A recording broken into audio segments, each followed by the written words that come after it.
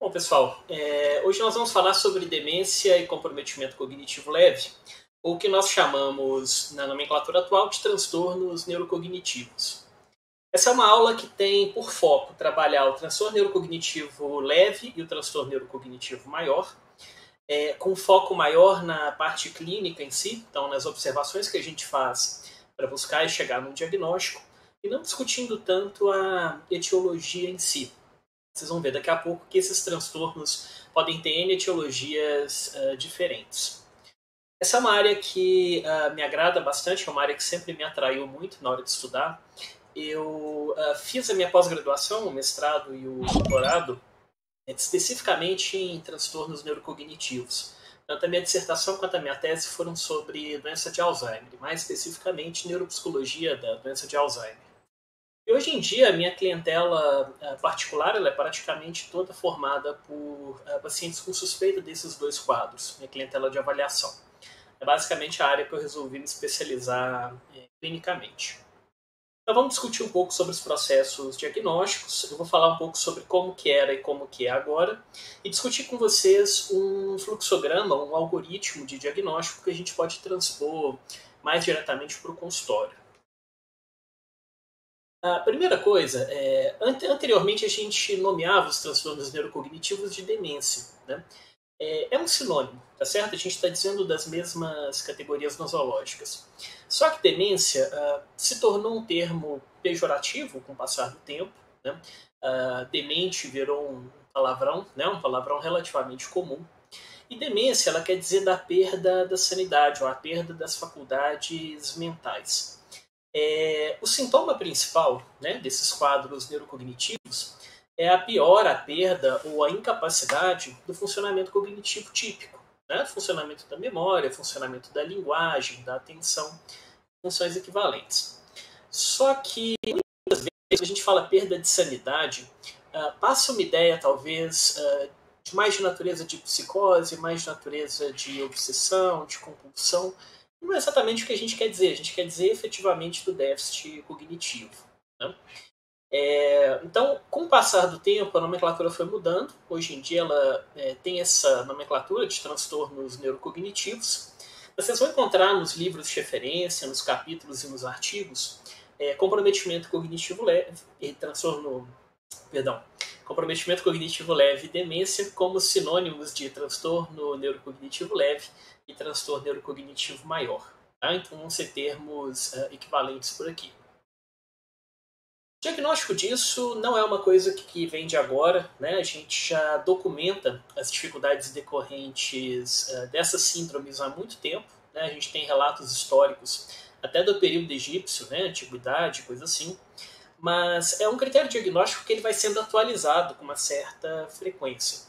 A gente descobriu muito sobre o funcionamento do cérebro nas últimas 3 décadas. Então, de 1990 para cá, a gente entendeu muita coisa sobre como que o cérebro funciona, como que essa estrutura se organiza, como que os processos cognitivos, né, eles se encaixam ou eles se relacionam com as estruturas cerebrais. Então, isso facilitou, em grande medida, a gente trabalhar de forma mais precisa com o diagnóstico dessas condições. Mesmo o diagnóstico clínico, mesmo um diagnóstico que você não vá diretamente avaliar a estrutura biológica do sujeito, ainda assim nós temos métodos mais precisos para fazer hoje do que anteriormente.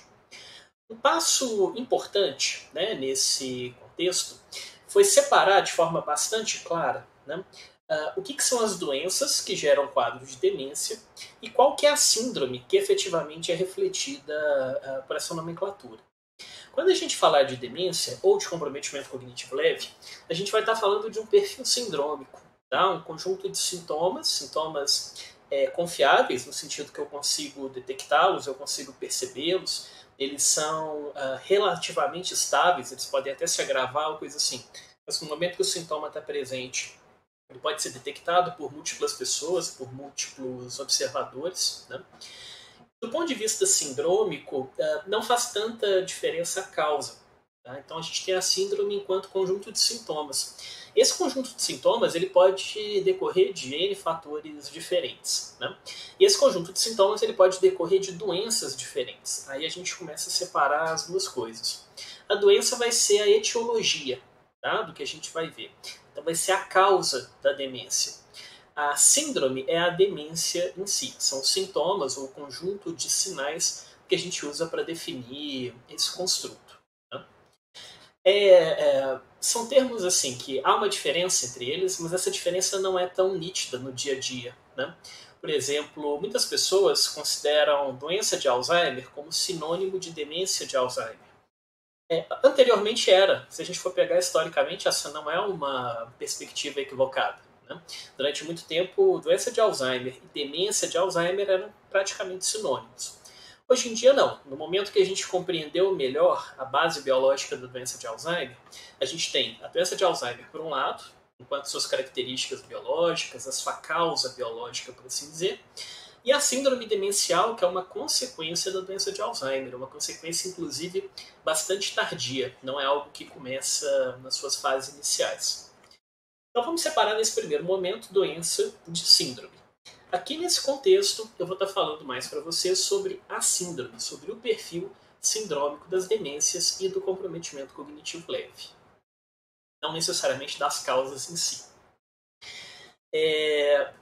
Dentro de saúde mental, não é incomum nós termos vários critérios diagnósticos diferentes, né, para o mesmo fenômeno. Então, na psiquiatria, por exemplo, você tem a CID, a Classificação Internacional das Doenças, você tem o DSM, que é o Manual Estatístico Diagnóstico dos Transtornos Mentais, você tem alguns consensos de especialistas, você tem o Kaplan, que é um livro extremamente popular. Na neurologia, que seria talvez a área de base mais próxima dos transtornos neurocognitivos, nós vemos uma coisa muito parecida. Né? Nós temos a Classificação Internacional das Doenças como a guia mais geral, a guia mais abrangente para o diagnóstico dessas condições, mas dentro do DSM nós temos um critério diagnóstico correspondente, mas um pouquinho diferente, né? Eles não são perfeitamente transpostos, né, de um para o outro. E aqui costuma ser relativamente comum nós temos os critérios de especialistas, né, ou painel de especialistas. Então, geralmente nós temos ou um grande instituto, ou uma grande associação, ou um grande consórcio, predominantemente de pesquisadores e clínicos na área de interesse, e eles se reúnem periodicamente para discutir as evidências mais recentes da literatura. Com base nessas evidências, eles vão mudando ou ajustando os critérios diagnósticos para refletir melhor o conhecimento científico que a gente tem nesse momento.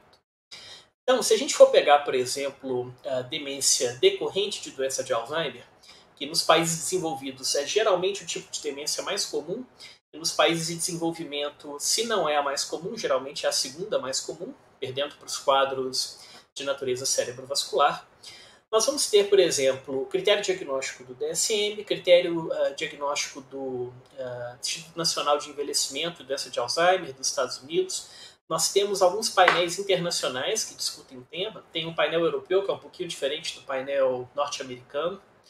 Tem algumas tentativas de tornar esse diagnóstico menos clínico e mais operacional.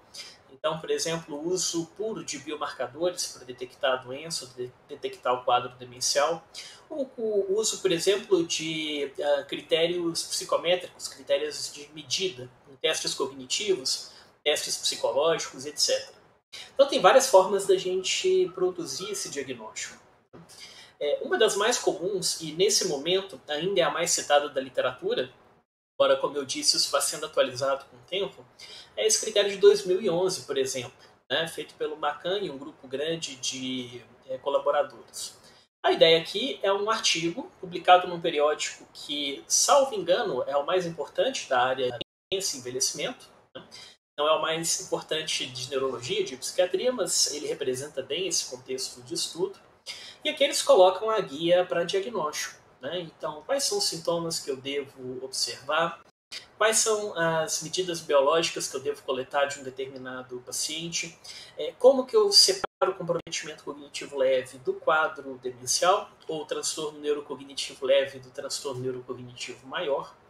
Isso reflete o estado da literatura. Né? Então, isso não vem do nada, não vem da cachola de alguém. Isso é basicamente uma síntese do conhecimento que a gente tem trabalhado. E essa síntese, ela mudou muito da década de 90 para cá. Né? Se a gente for pensar no DSM-4, principalmente, a definição fichinha de demência é essa que vocês estão vendo aí. É um quadro marcado por déficits cognitivos devido ao efeito fisiológico, né? Efeito fisiológico aqui a gente quer dizer de um efeito biológico conhecido, né? Ou que pelo menos a gente tem uma documentação razoável. Não seria, por exemplo, as dificuldades cognitivas que decorrem de um quadro de depressão, de um quadro de transtorno bipolar ou coisa do tipo. É um quadro de doença, entre aspas, e eu enfatizo as aspas aqui nesse momento, um quadro de doença orgânica. Tá? Então a gente teria uma mudança mais visível, uma mudança mais intensa no cérebro do sujeito. E não mudanças mais sutis, que são geralmente a característica dos transtornos mentais. Então nós temos déficits cognitivos decorrentes dessa condição biológica. No DSM-4 era proposto que a manifestação sintomática, né, das demências ela era relativamente comum. Né? Então essa dificuldade cognitiva ela seria uma dificuldade global e muito parecido de demência para demência. E o DSM-4 ele é meio memoriocêntrico, tá? Então, ou amnesiocêntrico. Então ele é muito focado nas dificuldades de memória. Por um bom motivo. Né? O país que redige o DSM-4, 5, etc., Academia Americana de Psiquiatria, né? Eles trabalham, ou sempre trabalharam, numa perspectiva muito focada na memória. Então, memória era considerado o principal sintoma pela doença de Alzheimer ser a causa de demência mais comum nesses contextos. Então, muitas vezes, o paciente não tinha dificuldade de memória, mas tinha problemas gravíssimos de funções executivas, de linguagem, comunicação, de senso-percepção. Não era considerado demência, porque o sujeito não estava esquecido, ele não tinha uma dificuldade de memória episódica. Então, no DSM-4 foi assim. O DSM-4 revisado, se eu não me engano é de 2000, pelo menos aqui no Brasil o texto é de 2000, ele muda um pouquinho o critério diagnóstico, tornando um pouco mais abrangente, mas é no DSM-5 que vem, possivelmente, a visão mais ampla do diagnóstico de demência que a gente vai ter hoje em dia.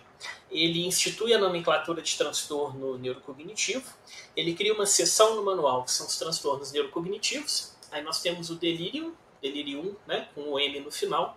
Nós temos o transtorno neurocognitivo menor, que representa o transtorno cognitivo leve, e temos o transtorno neurocognitivo maior, que representa os quadros demenciais. E não só a gente tem essas categorias bem definidas, mas o DSM-5 ele propõe 6 grandes áreas do funcionamento cognitivo que devem ser estudadas para a gente fazer esse diagnóstico.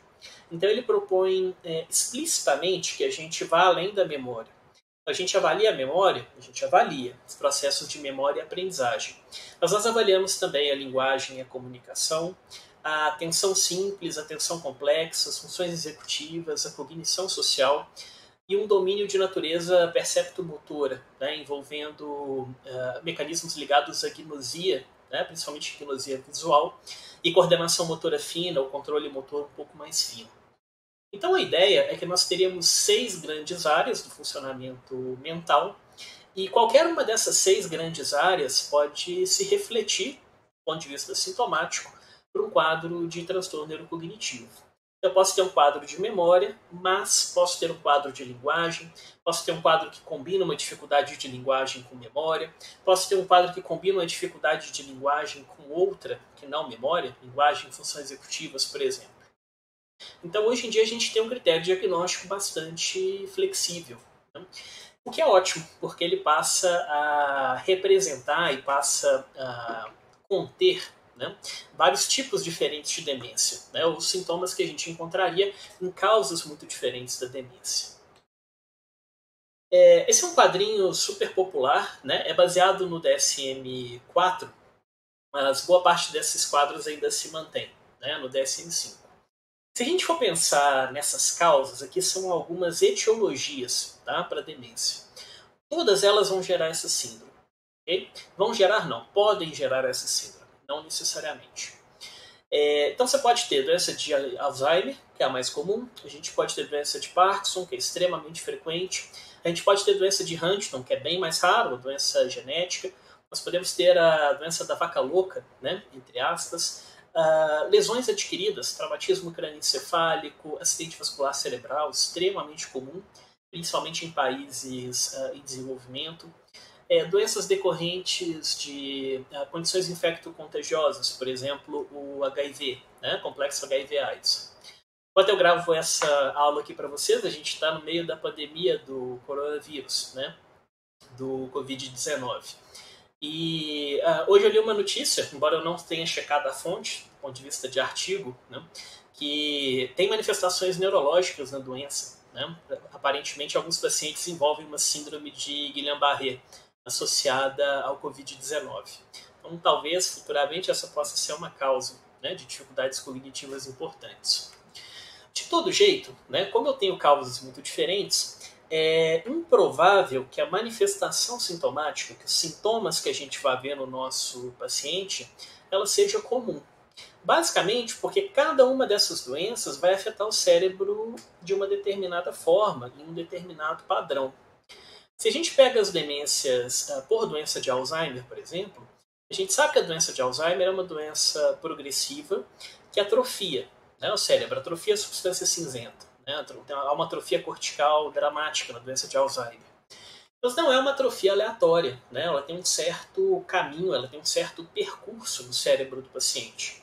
Um paciente com demência em estágio inicial por doença de Alzheimer, ele muitas vezes tem uma atrofia grande de hipocampo, né, que é uma das regiões que a gente vê mais alterações na doença de Alzheimer, uma disfunção também bastante intensa do pré-cúneo, né, ou do cíngulo posterior.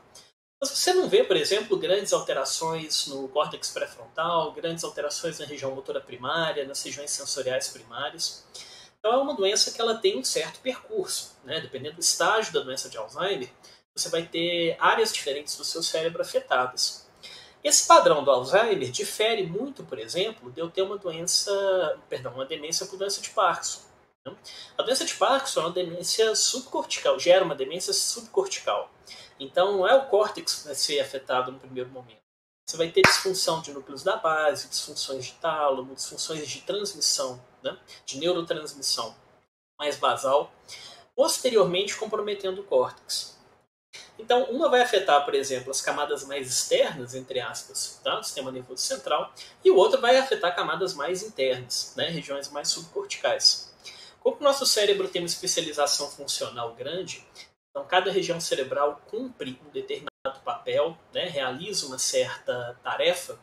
Se eu comprometo regiões diferentes, é esperado que eu tenha manifestações sindrômicas diferentes. É claro que se eu vou fazer uma coisa muito complexa, se eu for, por exemplo, aprender um conteúdo novo, tá? Um conteúdo que eu não tenho experiência, tá? Estou aqui aprendendo transtornos neurocognitivos, nunca ouvi falar disso. Essa é uma área de conhecimento complexa, né? E eu vou usar múltiplos aspectos da minha mente, múltiplas funções mentais durante essa aprendizagem. Então, atividades mais complexas, elas podem estar comprometidas de forma muito semelhante em diferentes tipos de demência. Mas os déficits cognitivos, eles tendem a ser relativamente específicos. Então, o padrão, em neuropsicologia a gente chama muito de perfil. O perfil cognitivo da doença de Alzheimer é diferente do perfil cognitivo da doença de Huntington ou de outras combinações. Esse raciocínio, né, de sintomas bastante distintos, ele funciona muito bem nas fases iniciais das demências. Quando a demência é progressiva, à medida que você vai tendo uma atrofia muito global, ou uma atrofia muito intensa do córtex, do cérebro como um todo, perdão, aí você começa a ter sintomas muito misturados, a ponto de ser difícil de separar uma causa clínica de outra. De todo jeito, nas fases iniciais, o padrão sintomático ele é relativamente específico. É claro que se eu comparo, por exemplo, duas demências subcorticais, se eu comparo doença de Parkinson com doença de Huntington, as dificuldades cognitivas podem ser muito parecidas, basicamente porque a base biológica das duas é relativamente parecida. Mas se eu comparo locais cerebrais ou causas biológicas muito distintas, provavelmente eu vou ter perfis mais específicos. Então, se a gente for pensar em termos de diagnóstico, vamos pensar num diagnóstico funcional. A função comprometida, tá, nos quadros de demência, inicialmente seria a função cognitiva. Independente de qual sub-área da cognição a gente esteja documentando. Só que algumas demências podem se manifestar também por outras áreas. Então a gente vai ter o déficit cognitivo como o ponto central, né, do diagnóstico de demência, dos transtornos neurocognitivos como um todo. Mas é possível que nós tenhamos sintomas sensoriais. A demência por corpúsculos de Levi, por exemplo, é uma demência difícil de diagnosticar e relativamente comum, pelo menos comparando com outras causas. Ela comumente gera alucinações complexas na pessoa, né? Então você tem alterações da senso-percepção. Doença de Parkinson vai gerar sintomas motores óbvios, assim como doença de Huntington ou coisa assim. Uma degeneração lobar frontotemporal, né, ou a demência frontotemporal, ela vai afetar predominantemente o comportamento do paciente. Então, tudo bem, a dificuldade cognitiva ela é central no diagnóstico de demência, mas não impede que nós tenhamos outros sintomas periféricos, tá, no quadro. Para alguns, né, talvez o déficit cognitivo não seja a primeira manifestação ou não seja a manifestação mais chamativa. Mas em algum momento do quadro clínico, a dificuldade cognitiva vai aparecer. Então, se a gente pensar dentro desse raciocínio, né, o algoritmo de diagnóstico, né, de um quadro demencial é mais ou menos o seguinte. Nós temos uma causa biológica, a gente vai chamar isso aqui de agressor. Tá? Tem a tradução de insulto, né, mas não é exatamente um insulto, é mais um agressor. Né? Então, alguma coisa do organismo do sujeito, então alguma coisa endógena, né, ou alguma coisa exógena, interno ou externo, vai levar a uma desregulação do sistema nervoso central, né, ou uma perda de integridade do sistema nervoso central, e vai gerar consequências cognitivas e consequências funcionais. E dentro desse contexto, nós temos uma linha do tempo. Né? Então, nós temos uma causa biológica que compromete a estrutura do cérebro, que causa dificuldade cognitiva e gera o prejuízo na vida do paciente. Então, aqui nós temos um fluxo de diagnóstico, né, assim, seriado, né, um diagnóstico que segue uma certa cronologia. Né? E entender essa cronologia é fundamental para a gente diagnosticar as causas mais comuns de demência. Né? Muitas vezes você tem dois pacientes com sintomas parecidos, mas onde esse curso clínico ele é diferente. Um paciente piorou muito no prazo de um mês, o outro paciente piorou muito no prazo de 2 anos. E eles apresentam os mesmos sintomas quando você os avalia. Né? Provavelmente há coisas distintas acontecendo. Né? Algo que comprometa, né, o seu cérebro em um mês tende a ser bastante diferente de algo que comprometa o seu cérebro num período de 2 anos. Ainda assim, teremos sempre essa linha ou esse fluxo de diagnóstico. Tá? Eu não falei até agora dessa parte funcional. Né? Essa parte funcional é aquela comum a todos os transtornos mentais. É o prejuízo que o paciente vai ter no seu cotidiano. Nos quadros de demência, por exemplo, é comum a gente avaliar na hora do diagnóstico as atividades de vida diária. São as atividades que a gente espera que a maioria dos pacientes de uma certa idade, né, num certo momento histórico, num certo contexto cultural, dentro de um certo ambiente, tá? Assim, de forma mais abrangente. São atividades que a gente espera que essas pessoas façam. Se eu pego um adulto jovem hoje, um adulto entre 20 e 30 anos, eu espero, por exemplo, que ele seja capaz de estudar, que ele seja capaz de trabalhar, que provavelmente ele vai ser capaz de constituir uma família, vai ser capaz de se locomover, de manifestar autocuidado. Se a pessoa não tem, né, independência para fazer esse tipo de tarefa, ela tem comprometimento de atividades de vida diária, atividades que a gente esperaria que, se não todas, a maioria das pessoas fizesse dentro daquele ambiente, né, e dentro daquela faixa etária. Como as demências afetam predominantemente uma vida adulta mais tardia, os fatores de risco da maioria das demências eles tendem a se apresentar de forma um pouco mais tardia, fora os traumatismos e coisas assim. A gente avalia algumas atividades que são esperadas em pessoas mais velhas. Por exemplo, a capacidade de trabalhar, de controlar o seu próprio dinheiro, de gerenciar o seu estado de saúde, controlar suas próprias medicações, sua rotina doméstica e coisas assim. Essa definição do que é funcional, isso vai depender muito da cultura, vai depender muito do contexto. Né?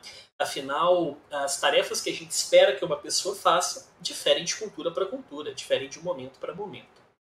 Ainda assim, nós veríamos um comprometimento desse tipo de atividade num quadro demencial, num quadro de transtornos neurocognitivos. E a causa para isso seria a dificuldade cognitiva. Então, o paciente não deixa de trabalhar ou não tem dificuldades no trabalho, por exemplo, porque ele está deprimido, porque ele está ansioso. Ele tem dificuldades no trabalho porque ele se esquece das tarefas que ele tem que fazer, ele não consegue planejar uma rotina de trabalho, ele não consegue se comunicar dentro do trabalho. Então há um sintoma de natureza cognitiva. E percebam que aqui a gente está dizendo de algo que agride o sistema nervoso e leva a uma perda de habilidades. Né? Então eu tenho que conhecer minimamente como que o meu paciente era, então eu tenho que fazer uma linha de base, ou conhecer uma linha de base pela história do meu paciente, pelo relato histórico, né, que eles, familiares, etc., trazem, para ver o paciente aqui e analisar a discrepância entre as duas coisas. Então, quem era o meu paciente antes e como o meu paciente se encontra agora. Se houve uma perda cognitiva dentro desse período e isso repercutiu sobre o dia a dia do paciente, é possível que eu esteja vendo um quadro neurocognitivo. Vou fazer um parêntese aqui, eu detesto o termo neurocognitivo, tá? Sendo muito sincero. No momento que a gente fala de neurocognitivo, dá a impressão que nós teríamos alguns cognitivos que não são neuro. É como se esse prefixo fosse usado para identificar uma sub-área dos processos cognitivos. E isso não me parece correto. Né? Não há funcionamento cognitivo sem um cérebro por detrás, né? Sem um cérebro para ser a sua base. Então, um termo que me incomoda, eu estou me esforçando ao máximo para atualizar a minha nomenclatura, eu estou virando um daqueles chatos, né, que usa a nomenclatura antiga, né? Psicose, maníaco, depressivo e coisas do tipo. Estou brincando, nem tanto. Mas eu acho estranho o prefixo neuro. Tá? Mas, em compensação, ele é um prefixo interessante, né? Porque ele força, na hora do diagnóstico, a gente a pensar no nível do sistema nervoso central. Nem sempre, no nível de raciocínio, a gente inclui o cérebro. É uma diferença, por exemplo, que nós vemos entre a psiquiatria e a neurologia. Então, você tem uma área eminentemente fenomenológica. Não estou dizendo que não tem uma base biológica, tem. Né? Nós temos a neuropsiquiatria, os fármacos e coisas assim. Mas, do outro lado, nós temos uma área da saúde, uma área da medicina, que conhece muito mais o substrato biológico, né, das suas síndromes, dos seus transtornos, do que a psiquiatria. Na psicologia, por exemplo, na avaliação psicológica, muitas vezes nós avaliamos algumas funções psicológicas que a gente não sabe muito bem a sua relação com o cérebro. A gente não fala, por exemplo, de neuropersonalidade, de neurointeligência ou coisa assim. Né? A gente fala de personalidade e de inteligência. Basicamente porque nesse momento, né, nesse nível, não é necessário raciocinar do ponto de vista sistema nervoso central, do ponto de vista biológico. Agora, aqui para o diagnóstico de demência é necessário. Né? Então a gente vai ter que documentar, pelo menos em termos de hipótese, né? Em termos de possível ou provável causa, né? Algo que afeta o sistema nervoso, e aí sim analisar a parte cognitiva e a sua repercussão funcional.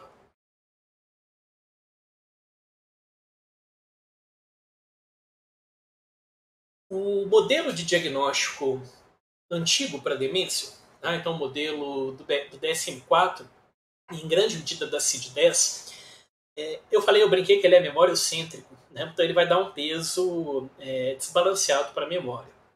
Então nós teríamos esse modelinho que eu apresentei aqui atrás, mas no DSM ele envolveria uma etiologia, então o agressor, que compromete o sistema nervoso central, geraria amnésia. Então, as primeiras definições, a amnésia era um sintoma essencial ao diagnóstico de demência, associada a alguma outra grande síndrome cognitiva.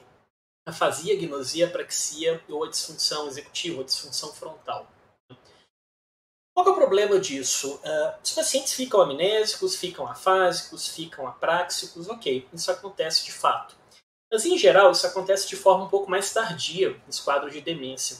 Eu pegar um paciente nitidamente afásico, né, uma afasia de expressão, por exemplo, uma afasia de Broca, não é comum a praticamente nenhuma demência na sua fase inicial. Se eu pegar, por exemplo, uma degeneração lobar frontemporal, né, uma variante linguística, ok?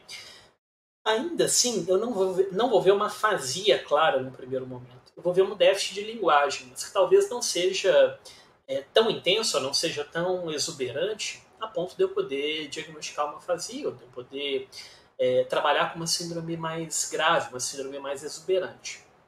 Então, nesse primeiro momento, a amnésia tinha um peso muito grande e a gente teria que ver sintomas muito, muito graves para fazer o diagnóstico de demência, né? Eu brinco assim, você não precisa de uma avaliação detalhada para descobrir que alguém tem afasia. Você precisa conversar com o sujeito durante 15 segundos para ficar claro para você que ele tem afasia, né? São sintomas muito nítidos e que acontecem nas demências, só que não acontecem nos momentos iniciais. Acontecem geralmente quando o cérebro do paciente já está muito comprometido. Aí você vê essas síndromes mais clássicas, né? E dentro desse contexto, essas grandes síndromes levariam ao comprometimento funcional do paciente. Percebam que aqui a gente acaba tendo uma abordagem meio categórica, né, da dificuldade cognitiva. Então, no momento que eu digo que o paciente é afásico, ok, ele tem afasia. Ele saiu da população normal, entre aspas, da população típica, e entrou na população clínica, na população afásica, nesse caso. Só que esse tipo de fenômeno, esse tipo de dificuldade, ela tende a ser melhor compreendida numa perspectiva dimensional. Então, em vez de pensar na afasia, a gente pensa na dificuldade de linguagem, por exemplo, a dificuldade da linguagem expressiva, né? Tem pessoas que têm um pouco de dificuldade, tem pessoas que têm uma dificuldade um pouco maior, tem pacientes que têm uma dificuldade muito grande. Esses últimos provavelmente vão se enquadrar dentro da área de afasia, se eles perderam essa habilidade em algum momento da vida, né?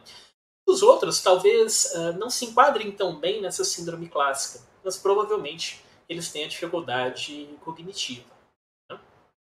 Então houve todo um esforço na literatura para a gente tentar atualizar esses critérios diagnósticos, né? Tornar isso algo mais contemporâneo.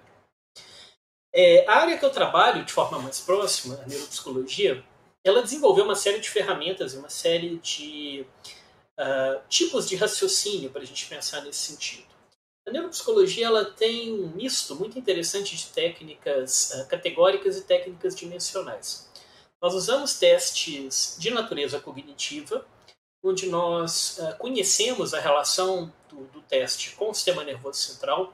Eu consigo, com o teste, detectar ou descrever, né, mudanças cerebrais dos pacientes. E a ideia aqui é que os testes variam. Então tem gente que vai muito bem, tem gente que vai muito mal. Eles têm uma certa distribuição normal. Alguns testes têm essa natureza e outros são testes propriamente para você documentar um déficit, né? Ao longo do meu mestrado, eu trabalhei, por exemplo, com um teste que se chama teste de construção de palitos. É um teste recomendado pela OMS para você avaliar processamento visoespacial em idosos de baixíssima escolaridade. O primeiro estudo grande que usou esse teste foi um estudo de prevalência de demência na Nigéria, né? Onde, se eu não me engano, a prevalência de idosos sem escolarização formal nenhuma era de 93%, né? É uma coisa bem assustadora. O teste nada mais é do que você pegar 4 palitos de fósforo e organizá-los em figuras relativamente simples, né? Qualquer pessoa que tenha sua mente íntegra, que esteja com a mente ok, não vai ter dificuldade nenhuma nesse teste. Mas mais da metade dos pacientes com doença de Alzheimer, por exemplo, tem algum tipo de dificuldade na tarefa. Esse é um teste que tem uma abordagem mais categórica, né? Ele vai ser mais utilizado para identificar um déficit. Mas, ao mesmo tempo, a neuropsicologia combina ferramentas dimensionais, onde parte da população vai ter dificuldade, a maioria da população vai ter um desempenho médio, né? E algumas pessoas vão ter um desempenho superior, um bom desempenho, né, numa determinada função. Então a ideia da avaliação neuropsicológica, dessa avaliação cognitiva, é a seguinte. Nós temos causas diferentes de demência, por exemplo, demência por doença de Alzheimer e demência por doença de Huntington, tá? Então a barra do meio e a barra da direita. E esse aqui é um teste de natureza, média de integração de motricidade e cor. É diferente os dois grupos, né? Percebam que há uma distinção clara entre esses dois. Nessa tarefa de integração sensorial visual, os pacientes com doença de Alzheimer têm dificuldade. Os pacientes com doença de Huntington não têm dificuldade nenhuma, né? Pelo contrário, eles têm um desempenho muito parecido com a população típica. Se eu conheço esse tipo de perfil, eu posso utilizar o perfil para facilitar o nosso diagnóstico. Então aqui, por exemplo, se há dúvida clínica, né?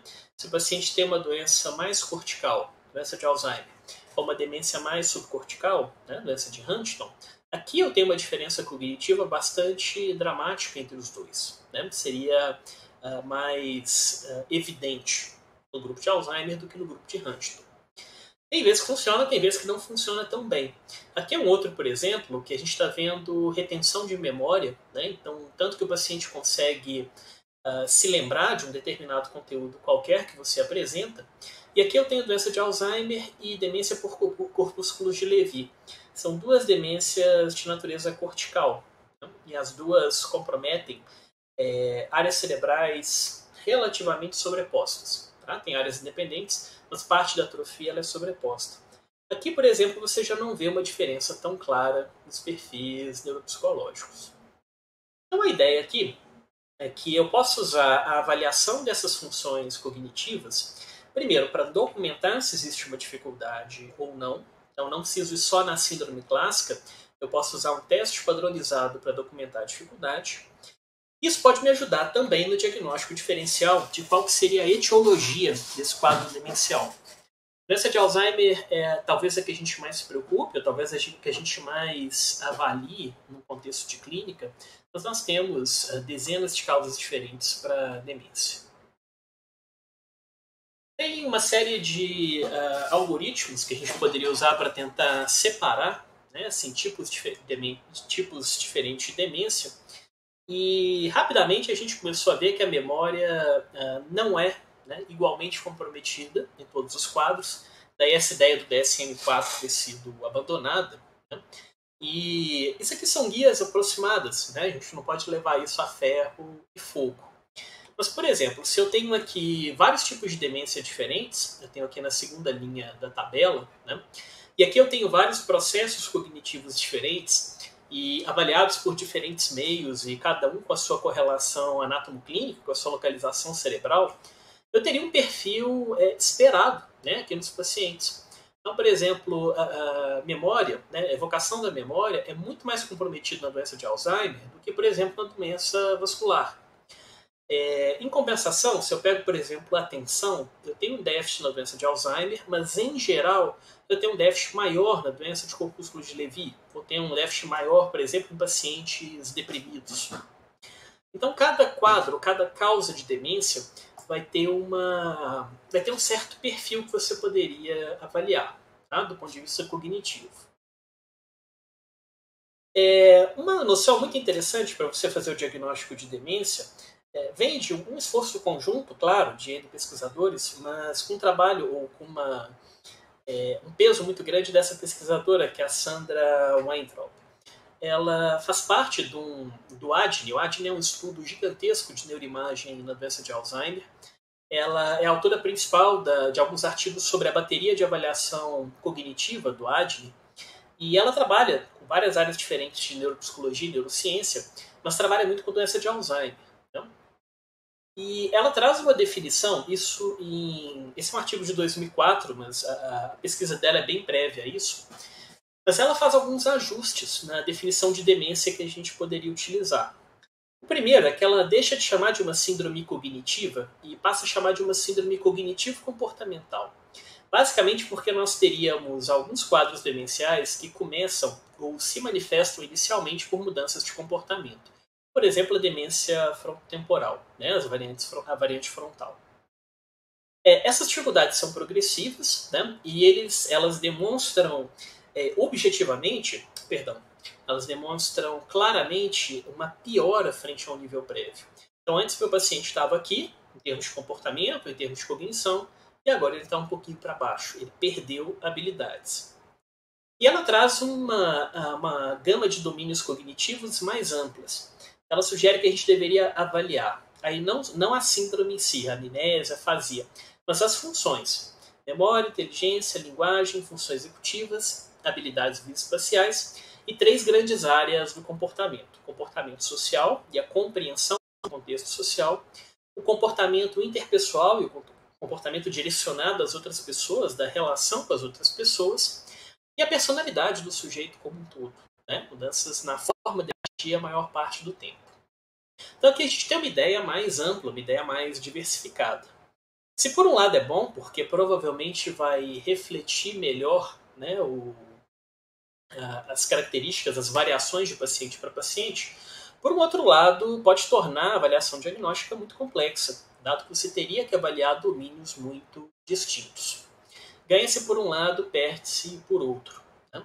Mas depois que esses critérios começaram a ficar mais populares, então depois que a gente tornou essa avaliação um pouco mais abrangente, a gente começa a ver na prática uma certa especialização funcional, né, no diagnóstico desses quadros.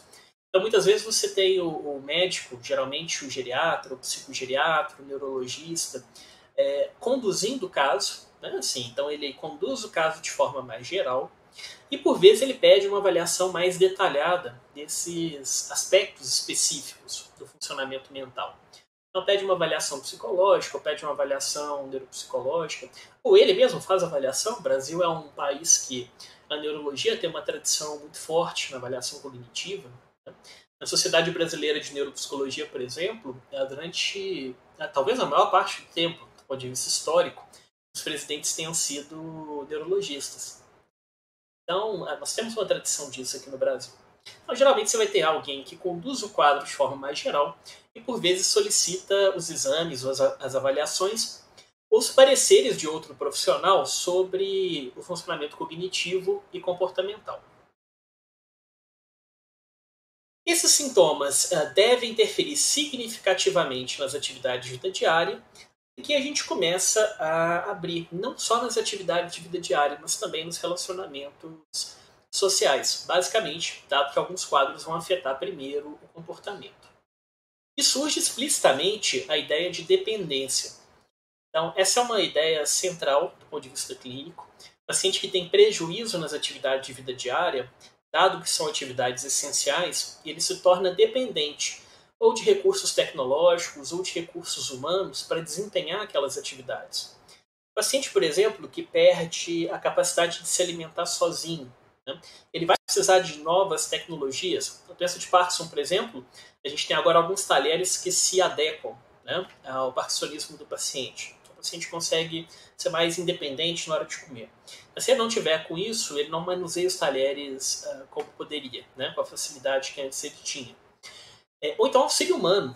Né? Para quem já cuidou de algum paciente, de algum parente com um quadro de demência ou coisa assim, em algum momento a gente precisa assumir, né, as responsabilidades, o dia a dia do paciente. A gente tem que tomar decisões visando, né, o melhor para o paciente, porque o paciente se torna incapaz, ele se torna dependente de tomar essas decisões a partir de um certo momento.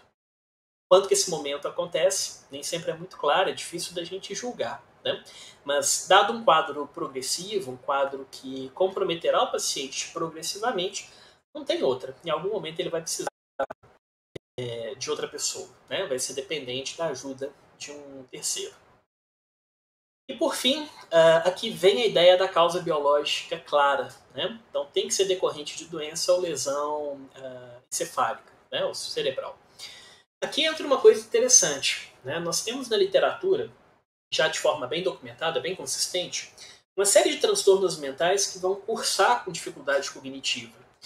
Eu trabalhei com depressão. Né? Lá no meu mestrado e doutorado, eu comparava os pacientes com demência por doença de Alzheimer com os pacientes deprimidos, né? Depressão de início tardio, coisa assim. E os deprimidos tinham dificuldades cognitivas muito claras. Né? Eu me lembro de um artigo de 2011, usando o teste dos 5 dígitos, que é um teste de atenção. Aí tinha idosos saudáveis, tinham idosos típicos, né? Pacientes com comprometimento cognitivo leve, com demência, doença de Alzheimer já estabelecida, já diagnosticada, ainda que na fase inicial, e pacientes deprimidos. Né? Os deprimidos tinham pior desempenho no teste de atenção, eles eram piores que os pacientes com demência, com doença de Alzheimer no teste de atenção. Né? Só que na leitura atual, essa causa psiquiátrica, né, assim, para os transtornos neurocognitivos, ela já não é tão aceita, ela já não é tão reconhecida. A gente vai trabalhar muito mais como uma dificuldade cognitiva como sintoma de um transtorno mental do que um transtorno neurocognitivo que tenha como causa o transtorno mental. Até porque a gente não sabe bem a causa dos transtornos mentais. Então fica um raciocínio de muita incerteza. Né? Se. Parece aqueles programas que passam num certo canal da TV a cabo. né? Que o sujeito fala 6 cis consecutivos e você se convence que as pirâmides foram, sei lá, construídas por alienígenas e coisa assim. Então, com muito cis pode tudo. Né? Então, aqui não, que a gente tenta restringir e focar o diagnóstico em doenças ou lesões cerebrais.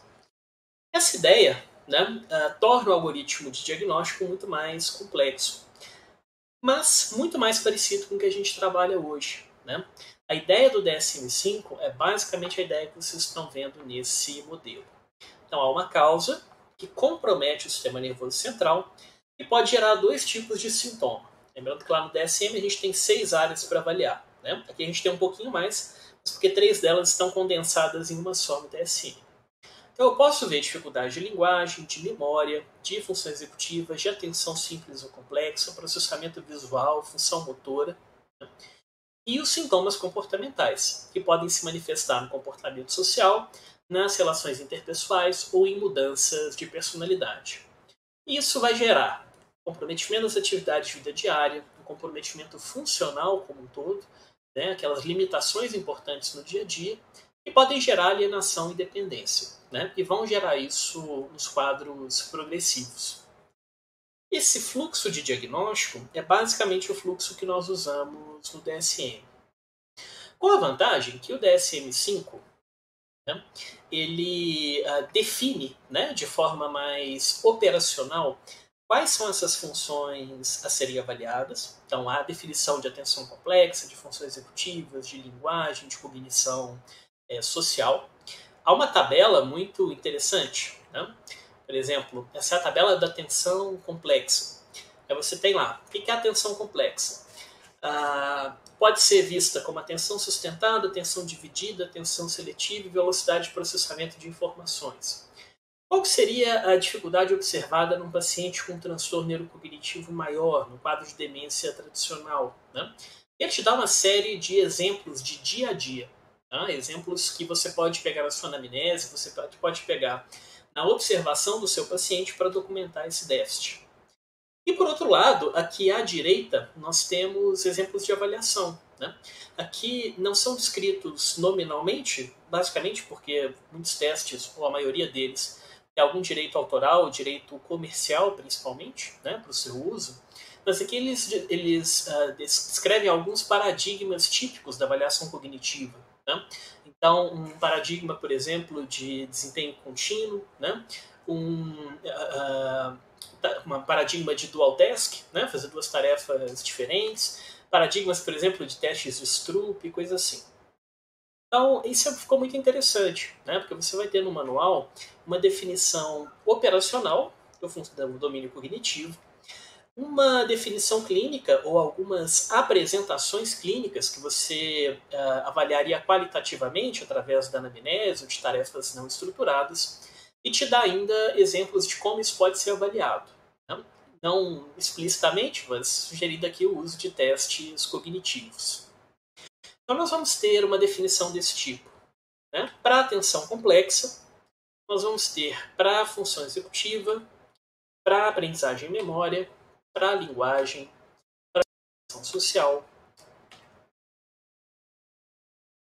Faltou um slide, perdão. E para o domínio percepto motor. Agora que eu vi que ele não está aqui. Tá? Por algum motivo eu acabei não colocando.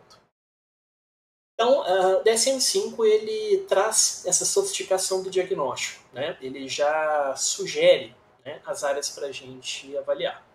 Fora isso, sai o termo demência e entra a ideia de transtorno neurocognitivo, né? E apresenta uma subdivisão, então, do transtorno neurocognitivo leve, onde eu tenho, basicamente, o comprometimento cognitivo ou as mudanças comportamentais com pouco prejuízo no dia a dia, ou o transtorno neurocognitivo maior, onde eu tenho dificuldade cognitiva ou as mudanças de comportamento com um grande prejuízo no dia a dia. No caso do transtorno neurocognitivo leve ou comprometimento cognitivo leve, você pode ter um comprometimento bem específico. Pode ter, por exemplo, um comprometimento cognitivo leve amnéstico. Só a memória que está comprometida. Ou pode ser um comprometimento cognitivo leve amnéstico de múltiplos domínios. O paciente tem dificuldade de memória, tem dificuldade de funções executivas, por exemplo. Então é um quadro definido pela dificuldade cognitiva, mas que necessariamente não vai ter um comprometimento funcional tão intenso quanto a gente veria num quadro de demência. Né? Então, transtorno neurocognitivo leve, transtorno neurocognitivo maior. O algoritmo é o mesmo. Tá? Quais são as diferenças? No maior, a gente tem múltiplos déficits aqui dentro, com prejuízo funcional exuberante. No transtorno neurocognitivo leve, eu posso ter déficits mais pontuais, déficits mais focais, e necessariamente eu não posso ter um comprometimento um comprometimento funcional tão intenso. Tá? E basicamente, se o paciente preenche critério diagnóstico para neurocognitivo maior, você não faz o diagnóstico de transtorno neurocognitivo leve. Bom, e a partir desse ponto, a gente está falando do diagnóstico clínico. Né? Qual que seria o próximo passo para a gente documentar esses transtornos? Aí entra algo bastante complexo, que foge bastante da clínica tradicional, da clínica de consultório, tá? Frente a frente com o paciente. Hoje em dia, para a gente diagnosticar de forma bastante segura esses quadros, nós temos o uso de biomarcadores. O biomarcador é algum tipo de medida que vai me dar um indício, direto ou indireto, da estrutura cerebral do sujeito, da integridade dessa estrutura, da funcionalidade dessa estrutura e da presença de algumas substâncias, algumas proteínas, alguns marcadores no sistema nervoso central. A ideia hoje é eu pegar esse diagnóstico clínico, que eu apresentei aqui para vocês, e combinar com os biomarcadores específicos para cada causa de demência. Então vamos voltar um pouquinho aqui no começo. Se eu quero fazer, por exemplo, um diagnóstico de demência vascular, né? Qual que é o biomarcador da demência vascular? Você documentar de forma clara, né, múltiplos acidentes cerebrovasculares no cérebro do paciente. Então, múltiplas lesões vasculares no cérebro do paciente.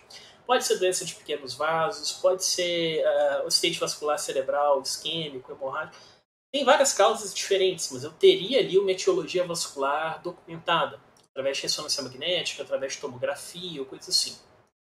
Doença de Alzheimer, né? Eu deveria ter o exame da proteína beta-amiloide. Né? Então, nós temos os exames de líquor, né, por exemplo, que você consegue dosar você consegue estimar a quantidade de proteína beta-amiloide no cérebro do paciente. Ou de proteína tal, você pode fazer das duas formas. Ao PET, né, a tomografia por emissão de pósitron usando o composto de Pittsburgh, né, o PET-PIB, que ele marca especificamente proteína beta-amiloide. Então você consegue documentar no paciente de doença de Alzheimer se há a presença dessa substância no cérebro dele. E assim para as outras causas possíveis. Então, atualmente, há o diagnóstico clínico, que é o diagnóstico sindrômico, e há o diagnóstico etiológico, que vai exigir a documentação por meio de biomarcadores.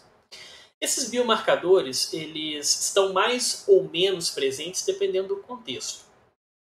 Eu trabalho em dois contextos bastante diferentes. Eu trabalho no meu consultório particular e trabalho no Sistema Único de Saúde. Né? Não sou profissional do SUS, mas os meus alunos estagiam no SUS, né? E recebemos esses pacientes. Então eu tenho dois perfis de pacientes muito diferentes. Aqui na prática privada, né, geralmente os pacientes têm uma condição socioeconômica elevada, têm acesso a plano de saúde, bons planos de saúde, inclusive. Então, quando o médico solicita ressonância magnética, eles fazem, semana seguinte. Né? Solicita, por exemplo, um exame genético, relativamente fácil de você conseguir. Solicita uma consulta com um especialista, né? Assim, um médico especialista para descartar alguma coisa específica, geralmente você consegue fazer. Pede, por exemplo, uma internação do paciente para avaliar se os sintomas oscilam muito da noite para o dia. Geralmente você consegue fazer. No SUS é mais complicado. Né? No SUS, por exemplo, a gente tem filas de meses, muitas vezes, para tomografia, para ressonância magnética e coisa assim. Então, nem sempre a gente tem acesso a esses biomarcadores, né, no Sistema Único de Saúde. Nem sempre eles vão estar presentes na sua clínica. Outra coisa que tem feito bastante falta, né, nesse diagnóstico é a presença de avaliação neuropsicológica. A avaliação neuropsicológica na rede privada, você tem até muitos profissionais, mas há uma inconsistência muito grande, né, dos procedimentos. Então, quando eu peço uma avaliação neuropsicológica de um colega para transtorno neurocognitivo, cada um faz de um jeito, cada um segue uma guia. Muitos, inclusive, não colocam diagnóstico, não colocam a sua impressão clínica, né, ali no material. Então é um serviço que na prática privada ele está presente, mas ele ainda carece de uma certa sistematização, de uma certa operacionalização. Não estou dizendo de ter uma receita de bolo que a gente faz com todo mundo, porque isso não funciona em neuropsicologia. Falo enquanto pessoa que mexe basicamente com isso, né? Mas algum nível descritivo a gente tem que ter, né? Então alguns pontos essenciais a gente tem que ter. É o que nós tentamos trabalhar, por exemplo, com os alunos que fazem essa formação. Agora, no sistema público de saúde, a neuropsicologia é extremamente rara, né? Aqui em Belo Horizonte, da última vez que eu conferi, nós não tínhamos nenhum neuropsicólogo, nenhum psicólogo que trabalha essencialmente com neuropsicologia prestando atendimento aos pacientes. No Hospital das Clínicas do FMG, nós tínhamos um programa, na verdade o programa existe ainda, né? Mas eu acho que não tem mais os neuropsicólogos lá dentro. E trabalhamos eu e o professor Lafayette Moreira, da Universidade de FUMEC, né? Nós trabalhamos 4 anos e meio, se eu não me engano, dentro do ambulatório de geriatria, fazendo só avaliação neuropsicológica dos pacientes. Então, a gente tinha o acesso a esse serviço dentro do contexto hospitalar, o que era ótimo, né? O colega médico tinha alguma dúvida, precisava de uma avaliação neuropsicológica, batia na nossa porta e falava assim, olha, eu preciso de uma avaliação avaliação neuropsicológica do paciente, vocês podem fazer? E ali, no meio da equipe, dentro do hospital, nós tínhamos 2 psicólogos que trabalhavam basicamente com isso. Né? Então, facilitava bastante, né, o processo. Nós fizemos algumas milhares de avaliações nesse período de tempo. Né? Agora, era uma iniciativa pequena, uma iniciativa discreta. Então, a avaliação neuropsicológica, que é considerada a melhor forma de você documentar as dificuldades cognitivas, ainda é um processo de difícil acesso. No sistema privado é muito inconstante e os preços são pouco atrativos, tá? Considerado um exame claro e raramente coberto pelos planos de saúde. E no sistema público nós não temos profissionais, né? Por algum motivo. Ou as pessoas que mexem com isso não buscam um sistema público, ou as pessoas que buscam um sistema público não mexem com isso. Tá? Bom, vou encerrar essa apresentação por aqui. Né? Há uma ampla bibliografia sobre isso. Eu tenho um capítulo de livro que eu gosto bastante sobre avaliação dos transtornos neurocognitivos. Vou deixar a sugestão de leitura para vocês. E se você tiver alguma dúvida, se você tiver algum questionamento, estou aberto às perguntas. Muito obrigado e bons estudos.